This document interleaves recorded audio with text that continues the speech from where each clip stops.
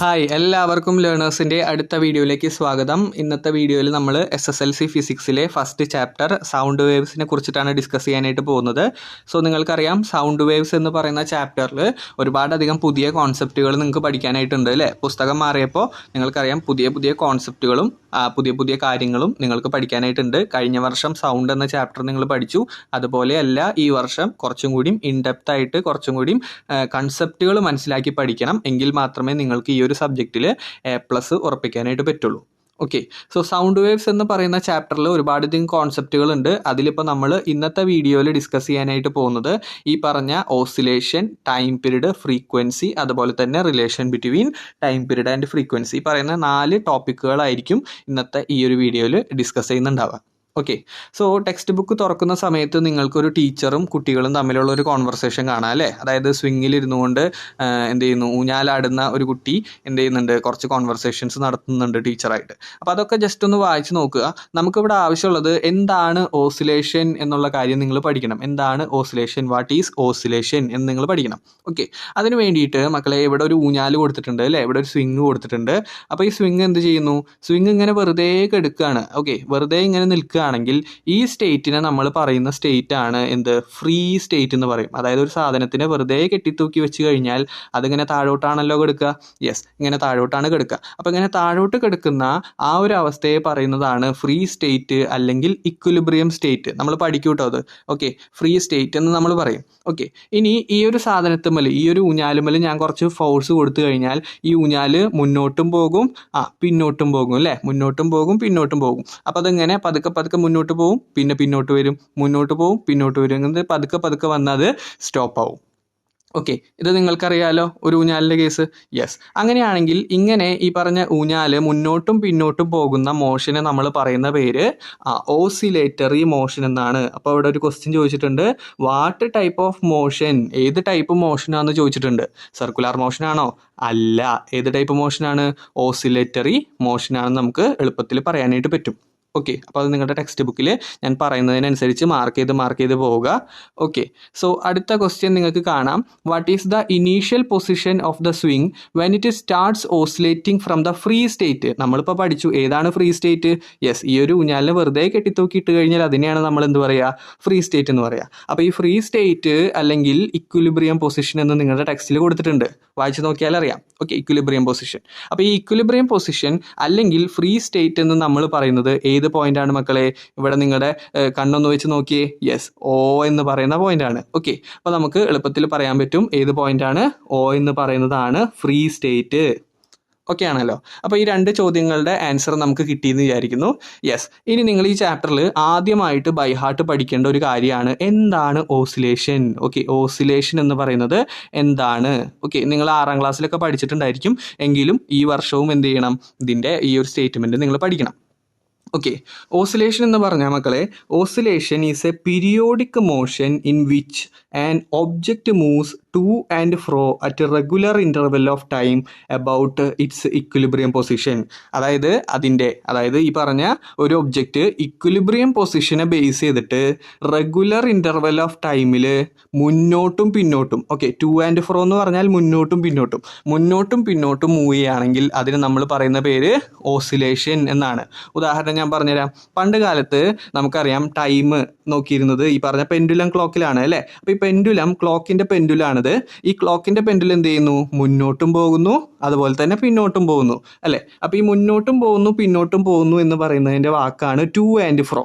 Okay, അപ്പോൾ ഒരു object to and ഫ്രോ പോയി കഴിഞ്ഞാൽ at regular interval of time, അതായത് സമയത്തിനനുസരിച്ച് ടു ആൻഡ് ഫ്രോ മോഷൻ നടത്തുകയാണെങ്കിൽ ഓക്കെ, അതിന് നമ്മൾ പറയുന്ന പേര് ഓസിലേഷൻ എന്നാണ്. അപ്പോൾ ഈ ഒരു പോയിന്റ് നിങ്ങൾ ബൈ ഹാർട്ട് പഠിച്ചു വെച്ചോളാം. എന്താണ് ഓസിലേഷൻ എന്നത് കൃത്യമായിട്ട് പഠിച്ചു വെച്ചോളാം കേട്ടോ. ഓക്കെ ആണല്ലോ. യെസ്, അപ്പോൾ മനസ്സിലായി എന്ന് വിചാരിക്കുന്നു. ഒരു ഒബ്ജക്റ്റ് എന്ത് ചെയ്യുന്നു, to and fro motion at regular interval of time ആണെങ്കിൽ അതിന് നമ്മൾ പറയും ഓസിലേഷൻ എന്ന് പറയും. Okay, yes. ഇനി നിങ്ങൾക്ക് അടുത്ത സ്ലൈഡിൽ ഒരു ക്വസ്റ്റ്യൻ കൊടുത്തിട്ടുണ്ട്. In the figure what is the maximum displacement to one side from the equilibrium position. മക്കളെ ഇപ്പം നമ്മൾ പഠിച്ചു ഇക്വിലിബ്രിയം പൊസിഷൻ എന്ന് പറഞ്ഞാൽ വെറുതെ ഈ ഒരു ഊഞ്ഞാലിനെ കെട്ടിത്തൂക്കിയിട്ട് കഴിഞ്ഞാൽ ഇതാണ് ഇക്വിലിബ്രിയം പൊസിഷൻ, അല്ലെങ്കിൽ ഫ്രീ സ്റ്റേറ്റ് എന്ന് നമ്മൾ പറയും. ഓക്കെ, അപ്പോൾ ഫ്രീ സ്റ്റേറ്റിൽ നിന്ന് ഞാനൊരു ഫോഴ്സ് കൊടുത്തപ്പോൾ ഈ ഊഞ്ഞാൽ എന്ത് ചെയ്തു? മുന്നോട്ട് എ എന്ന് പറയുന്ന ഡിസ്റ്റൻസ് പോയി അല്ലേ? ശരിയല്ലേ? അപ്പം അങ്ങനെയാണെങ്കിൽ മാക്സിമം ഡിസ്പ്ലേസ്മെന്റ് എത്രയാണ്? യെസ്, മാക്സിമം ഡിസ്പ്ലേസ്മെന്റ് എന്ന് പറയുന്നത് എ ആണ് കേട്ടോ. ഓക്കെ, എ എന്ന് പറയുന്നതാണ് ഇതിൻ്റെ മാക്സിമം ഡിസ്പ്ലേസ്മെന്റ്. ഓക്കെ, അപ്പോൾ നമുക്കിനി അടുത്തത് പഠിക്കാനുള്ളത് ആംപ്ലിറ്റ്യൂഡ് എന്ന് പറയുന്ന ആ ഒരു ടേം ആണ്. ഓക്കെ, ആംപ്ലിറ്റ്യൂഡ് ആദ്യമായിട്ട് കേൾക്കുകയായിരിക്കും, നിങ്ങൾ ശ്രദ്ധിച്ചിരിക്കണം. ആംപ്ലിറ്റ്യൂഡ് എന്ന് പറഞ്ഞു കഴിഞ്ഞാൽ മക്കളെ ഇതാ മാഗ്നിറ്റ്യൂഡ് ഓഫ്. ഓക്കെ, മാഗ്നിറ്റ്യൂഡ് എന്ന് പറഞ്ഞാൽ അളവ് എന്നാണ് മലയാളത്തിൽ പറയുക. ഓക്കെ, അളവ്. Okay, the magnitude of maximum displacement to one side from the equilibrium position is called amplitude. എന്താണ് ഒരു ആംപ്ലിറ്റ്യൂഡ് എന്ന് പറഞ്ഞാൽ? ആംപ്ലിറ്റ്യൂഡ് എന്ന് പറഞ്ഞാൽ ഒന്നുമില്ലടാ, സിമ്പിളാ. അതായത് ഇക്വിലിബ്രിയം പൊസിഷനിൽ നിന്ന് ഒരു സൈഡിലേക്കുള്ള മാക്സിമം ഡിസ്പ്ലേസ്മെന്റിനെയാണ് നമ്മൾ എന്ത് പറയുക? യെസ്, ഈ ആംപ്ലിറ്റ്യൂഡ് എന്ന് പറയുക. അതായത് ഇക്വിലിബ്രിയം പൊസിഷനിൽ നിന്ന് വൺ സൈഡിലേക്കുള്ള മാക്സിമം ഡിസ്പ്ലേസ്മെന്റിനെയാണ് നമ്മൾ എന്ത് പറയുക? യെസ്, ഈ പറഞ്ഞ ആംപ്ലിറ്റ്യൂഡ് അഥവാ സ്മോൾ ലെറ്റർ എ എന്ന് നമ്മൾ പറയുക. ഓക്കെ, അപ്പോൾ അത് ക്ലിയർ ആണെന്ന് വിചാരിക്കുന്നു. The symbol of amplitude is small letter A. Capital എഴുതരുത്, സ്മോൾ ലെറ്റർ തന്നെ എഴുതണം, സ്മോൾ ലെറ്റർ എ. ഓക്കെ, ഇനി ഇതിൻ്റെ SI യൂണിറ്റ്, ആംപ്ലിറ്റ്യൂഡിൻ്റെ SI യൂണിറ്റ് മീറ്റർ ആണ്. കാരണം നമുക്കറിയാം ഇതൊരു ഡിസ്പ്ലേസ്മെൻ്റ് ആണ് അല്ലേ? അതായത് ദൂരമാണ്. അപ്പോൾ ദൂരമായതുകൊണ്ട് നമ്മൾ അതിനെന്ത് പറയും? അതിൻ്റെ SI യൂണിറ്റ് എന്ത് പറയും? യെസ്, മീറ്റർ എന്ന് നമ്മൾ പറയും. ഓക്കെ ആണല്ലോ? യെസ്, അപ്പോൾ മീറ്റർ. അപ്പോൾ അത് പഠിച്ചു വെച്ചോളുക. ഏതാണ്? Magnitude of maximum displacement to one side എന്ന് പറയുന്നതാണ് എന്ത്? ആംപ്ലിറ്റ്യൂഡ്. ഇനി അതുപോലെ അതിൻ്റെ സിമ്പല് സ്മോൾ ലെറ്റർ എ ആണ്. അതുപോലെ അതിൻ്റെ യൂണിറ്റ് എന്ന് പറയുന്നത് മീറ്റർ ആണ്. ഇത്രയും കാര്യം എന്ത് ചെയ്യണം? ആംപ്ലിറ്റ്യൂഡിനെ കുറിച്ച് നിങ്ങൾ മനസ്സിലാക്കി വെച്ചിരിക്കണം. ഇനി നമുക്ക് പഠിക്കാനുള്ളത് ഒരു ഓസിലേഷൻ എന്താണെന്ന് പഠിക്കണം കേട്ടോ. അതായത് വൺ ഓസിലേഷൻ എന്നൊരു ടോപ്പിക്കാണ് ഞാൻ ഇതിലൂടെ ഇൻക്ലൂഡ് ചെയ്യാൻ ഉദ്ദേശിക്കുന്നത്. സോ നിങ്ങളുടെ ടെക്സ്റ്റ് ബുക്കിൽ പറയുന്നുണ്ട് അല്ലേ, A swing completes one oscillation when the pendulum starts from O. അതായത് മക്കളെ ഇവിടെ ശ്രദ്ധിച്ചു കഴിഞ്ഞാൽ അറിയാം, ഒ എന്ന പോയിന്റിൽ നിന്നും തുടങ്ങിയിട്ട് ബിയിലേക്ക് പോയി, അതിനുശേഷം തിരിച്ച് ഒയിലേക്ക് വന്നു, അതിനുശേഷം എയിലേക്ക് പോയി, അതിനുശേഷം തിരിച്ച് ഒയിലേക്ക് വന്നു. അതായത് തുടങ്ങിയ പൊസിഷനിലേക്ക് തന്നെ എന്ത് ചെയ്തു? തിരിച്ചു വന്നു. ഓയിൽ തുടങ്ങി ബിയിലേക്ക് പോയി, ബിയിൽ നിന്ന് വീണ്ടും ഒയിലേക്ക് പോയി, എന്നിട്ട് എയിലേക്ക് പോയി, എന്നിട്ട് തിരിച്ച് ഒയിലേക്ക് വന്നു. അതായത് എന്ത് ചെയ്തു? യെസ്, തുടങ്ങിയ പൊസിഷനിൽ നിന്ന് തന്നെ അവസാനിച്ചു. ഇതാണ് എന്ത്? ഒരു കംപ്ലീറ്റ് ഓസിലേഷൻ എന്ന് പറയുന്നത്. ഓക്കെ, അപ്പോൾ ഇവിടെ മനസ്സിലാക്കുക, a swing completes one oscillation when the pendulum starts from O. ഓയിൽ നിന്ന് തുടങ്ങി ഗോസ് ടു ബോത്ത് സൈഡ്, ഇരുവശങ്ങളിലേക്കും പോകണം അല്ലെ, രണ്ട് സൈഡിലേക്കും പോകണം. And then returns to O. എന്നിട്ട് എന്ത് ചെയ്യുന്നു? തിരിച്ച് ഓയിലേക്ക് തന്നെ വരുന്നു. അപ്പം നിങ്ങളിവിടെ മനസ്സിലാക്കേണ്ട കാര്യം, ഓയിൽ നിന്ന് തുടങ്ങിയാൽ ഓയിൽ തന്നെ വെച്ച് എന്ത് ചെയ്യണം? സ്റ്റോപ്പ് ചെയ്യണം. എങ്കിൽ മാത്രമേ നമ്മൾ അതിനെ ഒരു ഓസിലേഷൻ എന്ന് നമ്മൾ പറയുള്ളൂ. ഓക്കെ, അപ്പോൾ രണ്ട് സൈഡിലേക്കും പോകാൻ വേണം. ഓക്കെ, അപ്പം നിങ്ങൾ വിചാരിക്കും ഓയിൽ തുടങ്ങി ബിയിലേക്ക് പോയി എന്നിട്ട് തിരിച്ച് ഓയിലേക്ക് വന്ന ഒരു ഓസിലേഷൻ അല്ലേ എന്ന് ചോദിക്കും. അങ്ങനെയൊന്നും ചോദിക്കരുത്. എന്താ നമ്മൾ പറഞ്ഞത്? യെസ്, എന്താ നമ്മൾ പറഞ്ഞത്? ഓയിൽ നിന്ന് ബിയിലേക്ക് പോയി, അതിനുശേഷം തിരിച്ച് ഓയിലേക്ക് തന്നെ വന്നു, എന്നിട്ട് എയിലേക്ക് പോയി, എന്നിട്ട് തിരിച്ച് ഓയിലേക്ക് വന്നു. ഇതാണ് ഒരു കംപ്ലീറ്റ് ഓസിലേഷൻ എന്ന് നമ്മൾ പറയുന്നത്. Okay, I hope this is clear for everyone. ഇതാണ് നമ്മൾ പറഞ്ഞത്. ഓക്കെ, അപ്പോൾ റെഡി. ഇനി അടുത്തത് അവർ പറയുന്നു, an oscillation is completed when the body returns to its initial position in the same direction from where it started. ആ പോയിന്റാണ് നിങ്ങൾ പഠിച്ചു വെക്കേണ്ടത്. ഓക്കെ, ഇതാണ് ജനറൽ പോയിന്റ്. അതായത് എവിടെ നിന്നാണോ സ്റ്റാർട്ട് ചെയ്തത്, ഓക്കെ, ഒരു ബോഡി തുടങ്ങിയ പൊസിഷനിൽ നിന്ന് തന്നെ തിരിച്ചെത്തുകയാണ്. ഓക്കെ, തുടങ്ങിയ പൊസിഷനിലേക്ക് തന്നെ തിരിച്ചെത്തുകയാണെങ്കിൽ അപ്പോഴാണ് ഒരു ഓസിലേഷൻ കംപ്ലീറ്റ് ആയി എന്ന് നമ്മൾ പറയാം. ഓക്കെ, ഒന്നുകൂടി പറഞ്ഞുതരാം. ഒരു ഫ്രീ സ്റ്റേറ്റിൽ, അതായത് ഒ എന്ന് പറയുന്ന പോയിന്റിൽ ഇരിക്കുന്ന ഒരു സാധനം എന്ത് ചെയ്യുന്നു? ബിയിലേക്ക് എത്തുന്നു, എന്നിട്ട് തിരിച്ച് ഒയിലേക്ക് വരുന്നു, എന്നിട്ട് എന്ത് ചെയ്യുന്നു? എയിലേക്ക് പോകുന്നു, തിരിച്ച് പിന്നെ എന്ത് ചെയ്യുന്നു? ഓയിലേക്ക് എത്തിയാൽ മാത്രമേ, അതായത് മക്കളെ മനസ്സിലാക്കുക, ഓയിൽ തുടങ്ങിയിട്ട് എവിടേക്ക് തന്നെ തിരിച്ചെത്തണം? ഓയിലേക്ക് തന്നെ തിരിച്ചെത്തിയാൽ മാത്രമാണ് നമ്മൾ എന്ത് പറയുക? ഒരു ഓസിലേഷൻ എന്ന് പറയുക. ഓക്കെ, അപ്പോൾ അത് ക്ലിയർ ആണെന്ന് വിചാരിക്കുന്നു. ഇതൊക്കെ ജസ്റ്റ് സബ് ഹെഡിങ്സ് ആയിട്ട് കൊടുത്തിട്ടുള്ളതാണ്, എങ്കിലും നിങ്ങളൊന്ന് മനസ്സിലാക്കാൻ വേണ്ടിയിട്ട് ഞാനൊന്ന് ഡീറ്റെയിൽ ആയിട്ട് പറഞ്ഞു എന്നേ ഉള്ളൂ. Okay, yes. അങ്ങനെയാണെങ്കിൽ നമുക്ക് കുറച്ച് ഓസിലേറ്ററി മോഷൻസിൻ്റെ എക്സാമ്പിൾസ് പഠിക്കാം. നിങ്ങളുടെ ടെക്സ്റ്റ് ബുക്കിൽ നൽകിയിട്ടുണ്ട്. First one, motion of A pendulum clock അല്ലേ.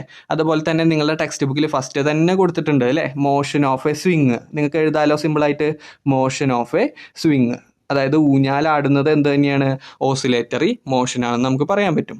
ഓക്കെ, അപ്പോൾ അത് കംപ്ലീറ്റ് ചെയ്തു. എക്സാമ്പിൾസ് കംപ്ലീറ്റ് ചെയ്യണം, ടെക്സ്റ്റ് ബുക്കിൽ കൃത്യമായിട്ട് കംപ്ലീറ്റ് ചെയ്യാം.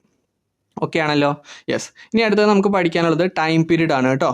ടൈം പീരീഡ് എന്ന് പറഞ്ഞു കഴിഞ്ഞാൽ നിങ്ങൾക്കറിയാം, ടൈം എന്ന് പറഞ്ഞാൽ സമയമാണ്.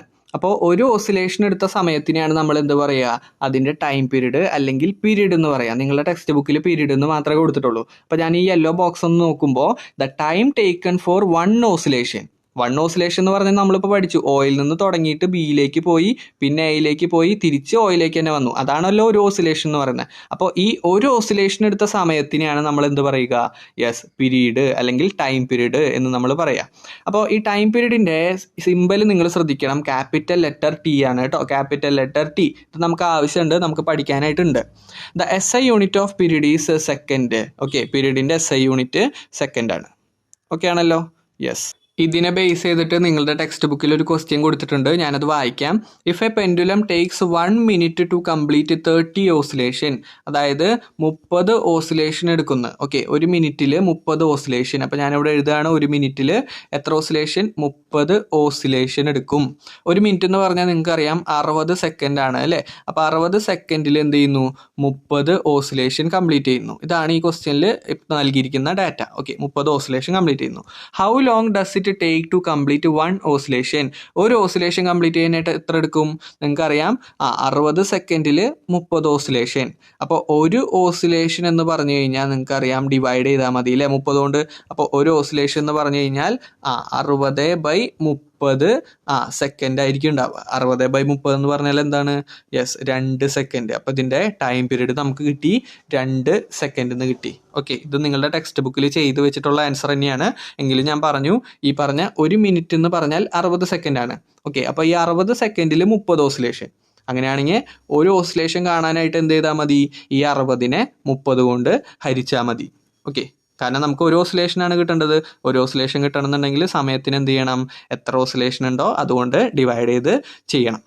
ഓക്കെ, അപ്പോൾ നമുക്ക് ടൈം പീരീഡ് കിട്ടും. എത്ര സെക്കൻഡ്, 2 സെക്കൻഡ് എന്ന് ടൈം പീരീഡ് നമുക്ക് കിട്ടിക്കഴിഞ്ഞു. ഓക്കെ ആണല്ലോ? അപ്പോൾ നിങ്ങൾ ഈ സ്റ്റേറ്റ്മെൻറ്റ് ജസ്റ്റ് ഒന്ന് പഠിച്ചു വെച്ചാൽ മതി. എന്താണ് ടൈം എന്നുള്ളത് മനസ്സിലാക്കി വെക്കുക. ടൈം എന്ന് പറഞ്ഞു കഴിഞ്ഞാൽ, അല്ലെങ്കിൽ പീരീഡ് എന്ന് പറഞ്ഞു കഴിഞ്ഞാൽ മനസ്സിലാക്കുക, ഒരു ഓസിലേഷൻ എടുക്കുന്ന സമയത്തിനെയാണ് പീരീഡ് എന്ന് പറയുക. അതിൻ്റെ സിമ്പൽ ക്യാപിറ്റൽ ടി ആണ്. അതുപോലെ തന്നെ SI യൂണിറ്റ് സെക്കൻഡ് ആണ്. ഓക്കെ, ഇനി അടുത്തത് നമുക്ക് ഫ്രീക്വൻസി എന്ന് പറഞ്ഞൊരു ടേമാണ് പഠിക്കാനുള്ളത്. ഞാനത് പറഞ്ഞുതരാം എന്താണ് ഫ്രീക്വൻസി എന്നുള്ളത്. ഓക്കെ, ഫ്രീക്വൻസി എന്ന് പറഞ്ഞു കഴിഞ്ഞാൽ the number of oscillation in 1 second. Okay, ഒരു സെക്കൻഡിൽ എത്ര ഓസിലേഷൻ നടത്തി, അതായത് ഇവിടെ ശ്രദ്ധിക്കുക, ഒരു സെക്കൻഡിൽ ഇപ്പോൾ 10 ഓസിലേഷൻ നടത്തിയാൽ, ഓക്കെ, 10 ഓസിലേഷൻ നടത്തിയാൽ 10 ഇവിടുത്തെ എന്ത്, ഫ്രീക്വൻസി. ഓക്കെ, അപ്പോൾ മനസ്സിലാക്കുക മക്കളെ, ഒരു സെക്കൻഡിൽ എത്ര ഓസിലേഷൻ നടത്തിയോ അതിനെയാണ് നമ്മൾ എന്ത് പറയുക, ഫ്രീക്വൻസി എന്ന് പറയുക. ഓക്കെ, അപ്പോൾ ഫ്രീക്വൻസി എന്ന് പറഞ്ഞാൽ number of oscillations in 1 second. ഒരു സെക്കൻഡിൽ എത്ര ഓസിലേഷൻ നടത്തിയോ അതാണ് അതിൻ്റെ ഫ്രീക്വൻസി. ഓക്കെ, ഈ ഫ്രീക്വൻസിയുടെ യൂണിറ്റ് നിങ്ങൾ ചെറിയ ക്ലാസ്സിൽ പഠിച്ചിട്ടുണ്ട്. ഹേർട്സ് ആണ് അതിൻ്റെ യൂണിറ്റ് അല്ലേ. ഹേർട്സ്, HZ ആണ് അതിൻ്റെ യൂണിറ്റ്. അതുപോലെ തന്നെ ഇതിൻ്റെ ഡിനോട്ട് ചെയ്യുന്ന ലെറ്റർ സ്മോൾ ലെറ്റർ F ആണ്. ഇതും നിങ്ങൾ എന്ത് ചെയ്യുക, ജസ്റ്റ് ഒന്ന് ഓർത്ത് വയ്ക്കുക. ഓക്കെ, ഇത്രയും ടേംസ് ആണ് നിങ്ങൾ എന്ത് ചെയ്യേണ്ടത്, ഒന്ന് മനസ്സിലാക്കി വെക്കേണ്ടത്. നമ്മൾ ഓൾറെഡി പറഞ്ഞു കഴിഞ്ഞു. ഏതൊക്കെ, ആംപ്ലിറ്റ്യൂഡ് പറഞ്ഞു അല്ലേ, ആംപ്ലിറ്റ്യൂഡ് പറഞ്ഞു, അതുപോലെ പീരീഡ് പറഞ്ഞു, അതുപോലെ തന്നെ ഫ്രീക്വൻസി പറഞ്ഞു. ഇത്രയും കാര്യം നിങ്ങൾ ഈ സൗണ്ട് വേവ്സ് എന്ന ചാപ്റ്റർ പഠിക്കുമ്പോൾ ബേസിക് ആയിട്ട് അറിഞ്ഞിരിക്കണം. ഓക്കെ, ആംപ്ലിറ്റ്യൂഡ് എന്ന് പറഞ്ഞാൽ ഞാൻ ഇപ്പോൾ പറഞ്ഞു തന്നു. എന്താണ് ആംപ്ലിറ്റ്യൂഡ് എന്ന് പറഞ്ഞാൽ, മാക്സിമം ഡിസ്പ്ലേസ്മെൻറ്റിനെയാണ് നമ്മൾ എന്ത് പറഞ്ഞത്, ആംപ്ലിറ്റ്യൂഡ് എന്ന് പറഞ്ഞത്. ഓക്കെ, അതുപോലെ തന്നെ നമ്മൾ ടൈമിനെ പറഞ്ഞു. ഒരു ഓസിലേഷൻ എടുക്കുന്ന ടൈമിനെയാണ് നമ്മൾ പീരീഡ് എന്ന് പറയുക. അതുപോലെ തന്നെ ഫ്രീക്വൻസിനെ നമ്മൾ പറഞ്ഞു, number of oscillations in 1 second. ഒരു സെക്കൻഡിൽ എത്ര ഓസിലേഷൻ നടത്തിയോ അതിനെയാണ് നമ്മൾ ഫ്രീക്വൻസി എന്ന് പറയുക. ഓക്കെ, ഇത്രയും കാര്യങ്ങൾ നിങ്ങൾ ബേസിക്സ് ഒന്ന് സെറ്റാക്കി കൊണ്ടുവരണം. എങ്കിൽ മാത്രമേ നമുക്ക് തുടർന്നുള്ള ഒരു ഭാഗങ്ങളൊക്കെ പഠിച്ചെടുക്കാനായിട്ട് പറ്റുള്ളൂ. Okay, yes. ഇനി നിങ്ങളുടെ ടെക്സ്റ്റ് ബുക്കിൽ സൈഡിൽ ഒരു ചിത്രം കൊടുത്തിട്ടുണ്ട്. നിങ്ങൾക്ക് പരിചിതമായിട്ടുള്ള ചിത്രമാണ്, നിങ്ങൾ 9ാം ക്ലാസ്സിൽ പഠിച്ചിട്ടുണ്ട്. ഈ ഒരു സംഭവത്തിൻ്റെ പേരെന്താണ്, യെസ്, സിമ്പിൾ പെൻഡുലം എന്നാണ് അല്ലേ. ഓക്കെ, അപ്പോൾ അതറിയാത്തവരുണ്ടെങ്കിൽ ഇപ്പോൾ എഴുതി വെച്ചോളാം. ആ ചിത്രത്തിന് താഴെ സിമ്പിൾ പെൻഡുലം എന്നാണ് ഇതിൻ്റെ പേര്. Okay, simple pendulum. അപ്പോൾ ഈ സിമ്പിൾ പെൻഡുലം വെച്ചിട്ട് നമുക്ക് കുറച്ച് എക്സ്പെരിമെൻറ്റ്സ് ഒക്കെ ചെയ്ത് നോക്കാനുണ്ട്. അതായത് ഇവിടെ നിങ്ങളറിയാം അല്ലേ, ഇവിടെ ഒരു ബോബ് കണക്ട് ചെയ്യും, ഇവിടെ ഒരു ത്രെഡ് കണക്ട് ചെയ്തിട്ടുണ്ട്. ഇത് വെച്ചിട്ട് നമ്മൾ സമയം നോക്കും. അപ്പോൾ അതുപോലെ തന്നെ ഈ പറഞ്ഞ ഓസിലേഷൻ എടുക്കുന്ന സമയം നമ്മൾ പ്രാക്ടിക്കലി ചെയ്ത് നോക്കും. ഓക്കെ, അത് കംപ്ലീറ്റ് ചെയ്യാനുള്ള ഒരു ബോക്സ് ആണ് ഇവിടെ നൽകിയിരിക്കുന്നത് കേട്ടോ.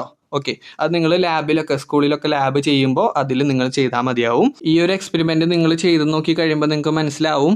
അതായത് ഇവിടെ ലെങ്ത്ത് കൂടുന്നതിനനുസരിച്ച് ഈ ഒരു ലെങ്ത്ത് 25, 60, 100 ഇങ്ങനെ കൂട്ടി കൊണ്ടുവരികയാണ്. എങ്ങനെയാണ് ഈ ഒരു എക്സ്പെരിമെൻറ്റ് ചെയ്യുക? അപ്പോൾ ഈ എക്സ്പെരിമെൻറ്റ് ചെയ്യുന്ന സമയത്ത് ലെങ്ത്ത് കൂടി വരുമ്പോൾ ഫ്രീക്വൻസി കുറഞ്ഞതായിട്ട് നിങ്ങൾക്ക് കാണാൻ പറ്റും. ഓക്കെ, അപ്പോൾ ലെങ്ത്ത് ഈ പറഞ്ഞ ത്രെഡിൻ്റെ ലെങ്ത്ത് വെച്ചിട്ടാണ് നമ്മൾ പറയുക. അപ്പോൾ ഈ ത്രെഡിൻ്റെ ലെങ്ത്ത് കൂടുന്തോറും എന്ത് സംഭവിക്കും? ഈ പറഞ്ഞ ഫ്രീക്വൻസി എന്ത് ചെയ്യും?